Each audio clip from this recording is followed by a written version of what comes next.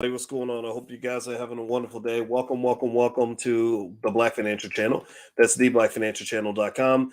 Today, we're going to talk about this interesting thing that happened at McDonald's. Apparently, there was a family that sued McDonald's over a hot chicken nugget. A little girl burned her leg on a hot chicken nugget, and the family might literally get millions of dollars because the chicken nugget was too hot. So, we're going to talk about this. So, get comfortable, buckle up your seatbelt. We're going to get started on the Black Financial Channel right now.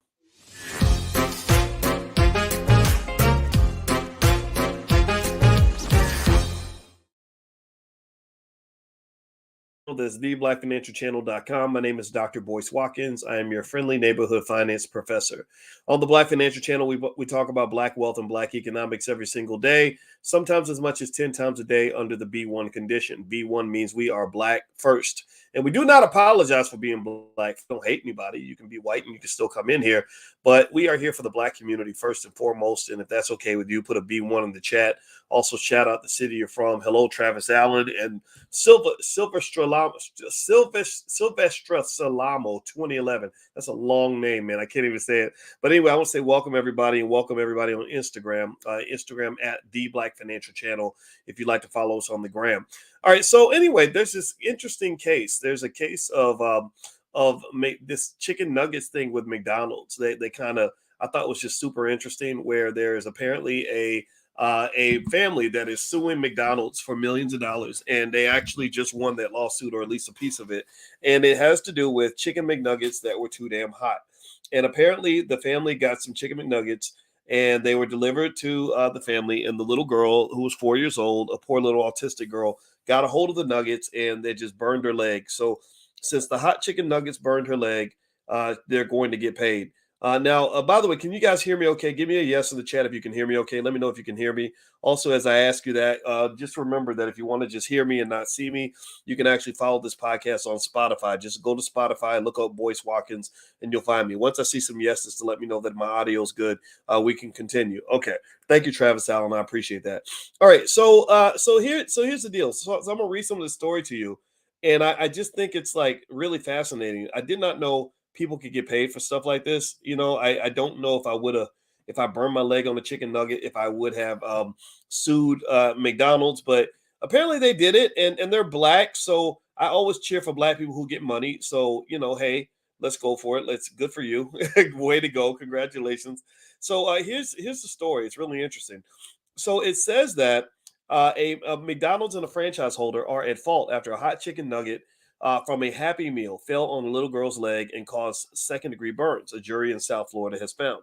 A second jury will determine how much McDonald's USA and its franchise owner, Upchurch Foods, will pay the child and mother.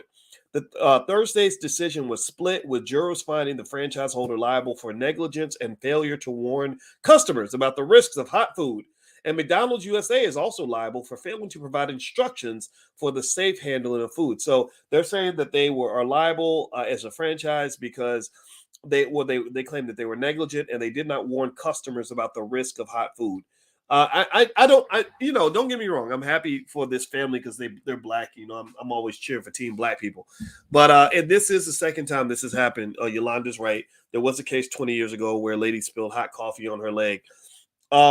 What do y'all think? You think it's too much? Or you think that it's just right? I mean, I know that because they're Black, like, I kind of, cheer for Team Black people all the time.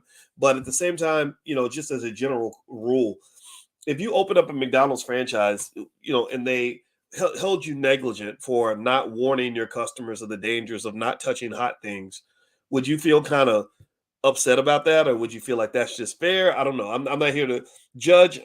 I'm just gonna, I'm just asking that question. All right. So they also said McDonald's USA was not found to be negligent, and the jury dismissed the argument that the product was defective. So McDonald's, obviously, they disagree. They're going to appeal. The jury heard 2 days of testimony and arguments about the 2019 episode that left the 4-year-old girl with a burned upper thigh before finding McDonald's to blame. Falana Holmes testified that she bought the Happy Meals for her son and daughter at a drive-through window at a McDonald's in Tamarack near Fort Lauderdale. She said she handed the food to her children, who were in the back seat. After she drove away, her daughter started screaming. The mother testified she didn't know what was wrong until she pulled over to help the girl, identified as Olivia. She saw the burn on the girl's leg and took photos on her iPhone. which included audio clips of the child's screams. The sound of the girl's screams were played in court. The child, who was autistic, did not testify. Lawyers for McDonald's noted that the food had to be hot to avoid salmonella poisoning, and that the nuggets were not meant to be pressed between a seatbelt and human flesh for more than 2 minutes. Now, I'm just trying to figure, that part I don't. Did y'all hear that last sentence? Did y'all catch that? That was strange, right? That was a weird sentence. Let me read it again. They said that McDonald's noted that the food had to be hot to avoid salmonella poisoning, and that the nuggets were not meant to be pressed between a seatbelt and human flesh for more than 2 minutes. Again, I'm not judging or anything. It just sounded so weird. I was like, 2 minutes? So the little girl's leg was like strapped, I guess, into the seatbelt with the chicken nugget against her leg for 2 minutes. That's a surprise. That's okay. It's interesting. And the mother also happened to have not just the picture in the video. I guess she had some video or audio, because she actually had a recording of the little girl's screams that she used in court. While both sides agreed that the nuggets caused the burns, the family's lawyers argued that the temperature was above 200 degrees, while the defense said it was no more than 160 degrees. This isn't the first time McDonald's has been sued by customers over burns they say were caused by items on the fast food restaurant's menu. In a well-known case in the 1990s, Stella Liebeck, 79, of Albuquerque, New Mexico, sued McDonald's over hot coffee that spilled on her lap. In the car, she received significant injuries requiring hospitalizations and skin grafts. Following a trial, the jury found Liebeck only 20% at fault, and she was awarded $160,000 in compensatory damages and $2.7 million in punitive damages. So she became a millionaire because she was lucky enough to get some hot coffee spilled on her leg. Well, maybe not lucky enough. I mean, I'll take. I don't know how. Okay. I'm gonna ask a dumb question. How many of you would take some hot coffee on the leg for $2.7 million? If somebody was going to take a pot of hot coffee and pour like a cup worth, like take a cup of hot coffee and pour right on your leg, and you're going to get 2.7 million in exchange for that, would you do it, or would you say no? It's just that's not enough money. I don't know. What would y'all do? Would you make the trade or not? I would take some hot coffee on the leg for 2.7 million, and I've made money before. I have money, but I would just grit through it, because I know Q dogs who get burned on their arm and their chest for nothing. So anyway, let me stop. Let me just stop being silly. So anyway, I guess what I'm seeing here is, number one, it's like the perspective of the business owner and the perspective of the customer or slash employee. If you are a business owner, then make sure that you go through with your lawyers all of the legal issues that could come up, especially if you become wealthy. One of the things we talked about this week at the Black Wealth Summit, where we were in Dallas, is that there are 4 steps to becoming wealthy in this country. It is learning where the money is, making a plan to obtain the money, executing the plan and accumulating the money, and then 4th is protecting the money. And so your lawyers are part of your protection. Will Smith says that he keeps about 8 lawyers on retainer at all times, just because he gets sued all the time for things that he believes he did not even do. Things that don't even involve slapping people, like literally when he's even just, he's not doing anything to anybody. By the way, there's the little girl and her mama. So, God bless them. Again, I cheer for Team Black people. I'm happy they're getting the money. But literally, if you become a business owner or you become wealthy, just know that people will sue you. Sometimes just to see if they can get something, like throwing spaghetti at the wall to see what sticks. Lawyers are built that way. I've seen lawsuits, and it's just not fun. When you get sued and you're like, why? What's going on? I didn't even do anything to you. But then also, it's a matter of just understanding that's part of the game. If you are running a business and you have people that work for you or whatever, you're going to have to make sure you know what the rights are, what your rights are and what their rights are. But then also, if you are on the other side where you're choosing to sue somebody, suing your employer or suing a company or whatever, get your evidence. You make sure you take your pictures, get your audio, get your witnesses and all that stuff. You're going to document. If you're going to sue your job for discrimination, document everything, have that paper trail so that, maybe if you do have a suit, you can actually apply it. Don't just lean on how you feel or how mad you are or stuff that happened that you are recollecting. You have to have evidence. So, so I thought this case was very interesting. I'm not going to say whether I like it or not. I mean, it's not up to me to decide that, but it is life. It's the world we live in. We live in a very litigious society. That's why the lawyers make so much money. All right, guys.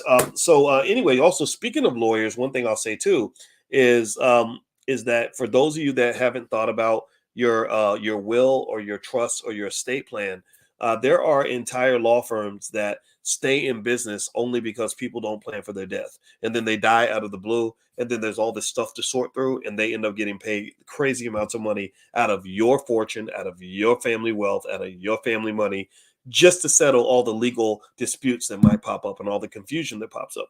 So, for example, Prince gave away, when he died, the singer Prince, when Prince died, he gave away about $100 million to mostly white people who had to go through and sort through his estate because he did not take the time to organize his estate before he passed. So don't make that mistake. Don't give your money away. Make a plan, have it structured on some level so that you don't harm your children and harm your loved ones, right? That's extremely important.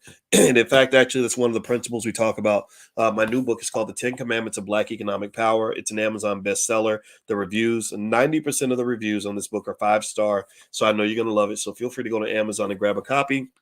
And also, you can get lots of free resources at my website, boycewatkins.com. Last but not least, don't forget the All Black National Convention is going to happen October 20th in Atlanta at the Marriott Marquis Hotel. If you would like to attend the convention or be a sponsor or with your Black-owned business, or be a vendor and sell your goods, or maybe even apply to be a speaker, feel free to go to allblacknationalconvention.com, or you can also go to boycewatkins.com. I put information on both places just to make it easy for you. All right, guys. Well, have a wonderful day. And it was great talking to you. And I will be back again tomorrow. In fact, tomorrow I'm going to pop in and talk about a stock that I like a little bit later. So make sure you subscribe to the channel, and I'll come back and bring you some stuff that I think will be good for your portfolio, because this is a good time to be an investor. 2024 is going to be beautiful, most likely in the stock market. You do not want to miss that money. Do not walk away from that money. I'm telling you, 2024, based on what the analysts are saying and the research I'm doing, 2024 is going to look beautiful. So, all right, guys. So I'm about to go. Don't forget, this podcast is also on Spotify. If you want to know more about the All Black National Convention, bring your whole family. Just go to allblacknationalconvention.com. Take care, guys. Have a wonderful day. Thank you so much for listening. I'll see you soon. Peace.